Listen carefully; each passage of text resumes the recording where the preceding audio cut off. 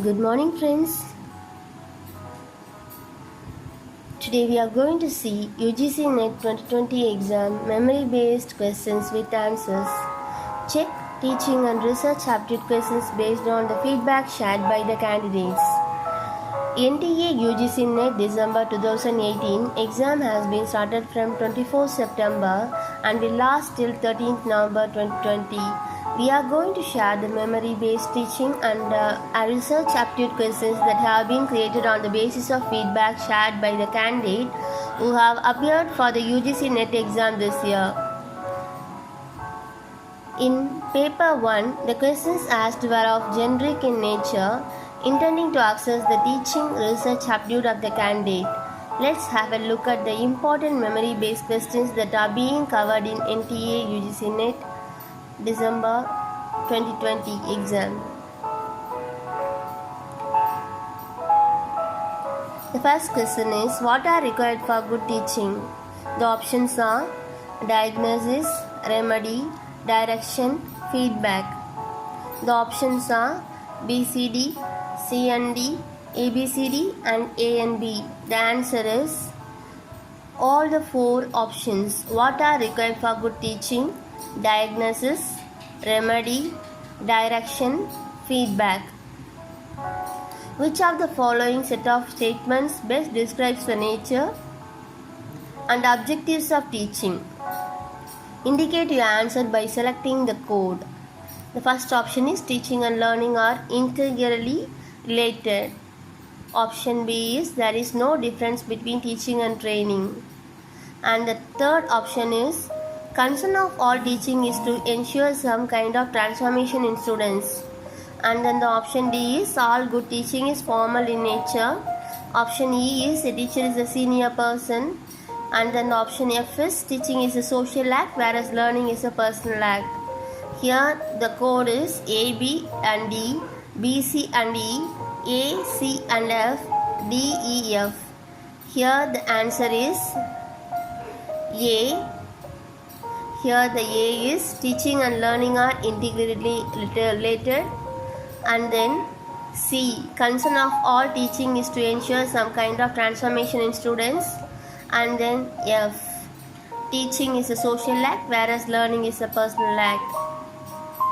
And the third question is, which of the following learner characteristics is highly related to the effective of teaching? And then option A is prior experience of the learner, educational status of the parents of the learner, peer groups of the learner, family size from which the learner comes. Here the answer is prior experience of the learner.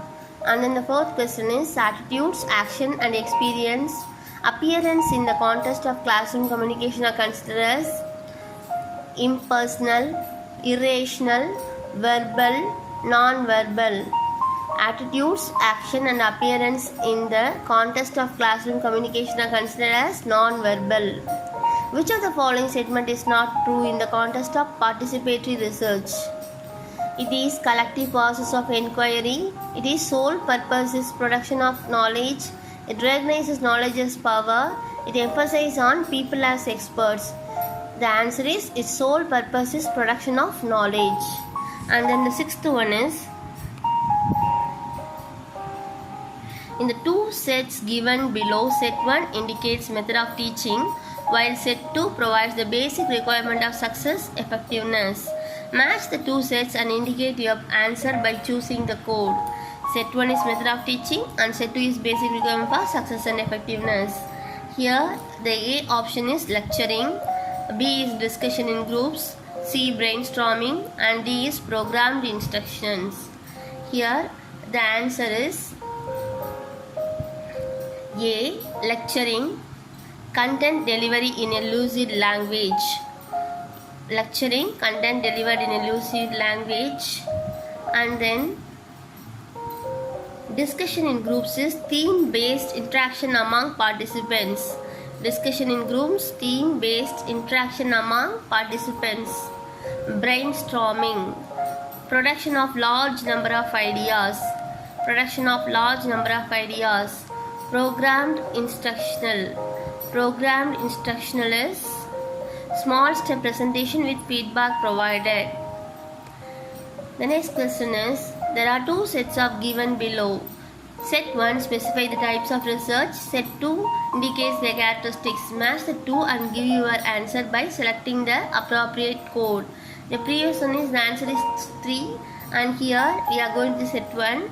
For set 1 is research types and set 2 is characteristics. Here the A is fundamental research, B is applied research, C is action research, and D is evaluative research. Here the answer is 1. Here the 1 is A, fundamental research, developing an effective explanation through theory building. Developing an effective explanation through theory building. And then the applied research is exploring the possibility of a theory for use in various situations. And third one, action research is improving an existing situation through use of interventions.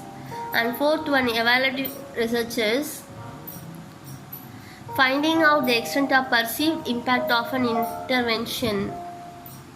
So the answer is 1. And 8th question is, which one of the sets of activities best indicate the cyclic nature of action research strategy? Here the answer is first one, plan, then act, and then observe, and then reflect. First of all we have to plan, and then we have to act according to that. Then we have to see the observance of what is happening, and we will have the effect of reflect our affection. That is what is happening there in our process. And 9th question is, which of the following sequence of research steps is nearer to the scientific method?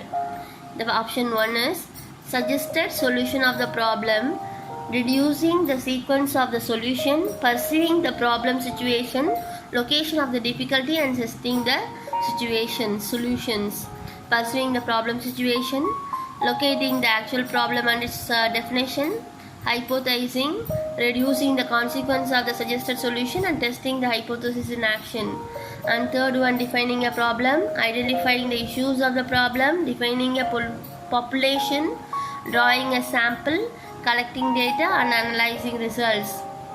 Fourth one is identifying the causal factors, defining the problem, developing a hypothesis, selecting a sample, collecting data, and arriving at generalization and conclusions.